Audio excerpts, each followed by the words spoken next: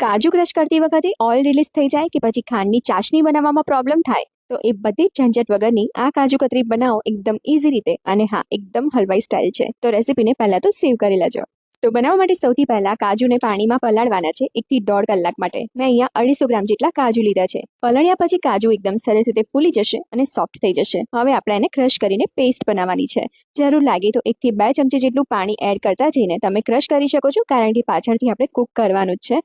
એટલે એવું ટેન્શન ના લેતા કે પાણી એડ કરવાથી કાજુ કતરી બગડી જશે. તો કાજુની પેસ્ટ એકદમ સરસ રીતે થઈ જાય ને ત્યાર પછી એમાં દળેલી ખાંડ એડ કરતા જવાનું છે અને ક્રશ કરતા જવાનું છે. બસ અહીંયા ધ્યાન એ વાતનું રાખવાનું છે કે આપણે ઘરની જે આખી દળેલી ખાંડ યુઝ કરતા હોય ને અમુક રેસીપીમાં એ નથી કરવાની. જે બુરુ ખાંડ આવે છે ને માર્કેટમાં રેડી તગાર, એનો યુઝ કરવાનો છે. બસ તો આ રીતે ક્રશ કરીને આ રીતની ફાઇન પેસ્ટ રેડી કરવાની છે.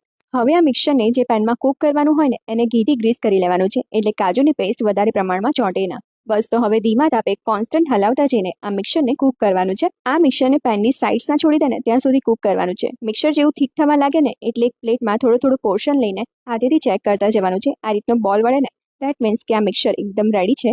હવે એને બટર પેપરમાં કે ઘીથી ગ્રીસ કરેલી પ્લાસ્ટિકની શીટમાં લઈ લેવાનું છે અને 5 થી 7 મિનિટ માટે આ રીતે એકદમ સરસ રીતે મસળીને સ્મૂથ કરી લેવાનું છે.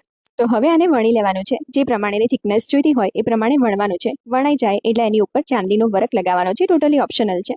2 થી 3 મિનિટ માટે આ કાજુ કતરીનું મિક્સર છે ને એ થોડું સેટ થઈ જાય ને ત્યાર પછી એના પીસ કરી લેવાના છે. તો બની છે ને એકદમ માર્કેટ સ્ટાઇલ કાજુ કતરી. રેસીપીને ટ્રાય કરજો, સેવ અને શેર કરજો.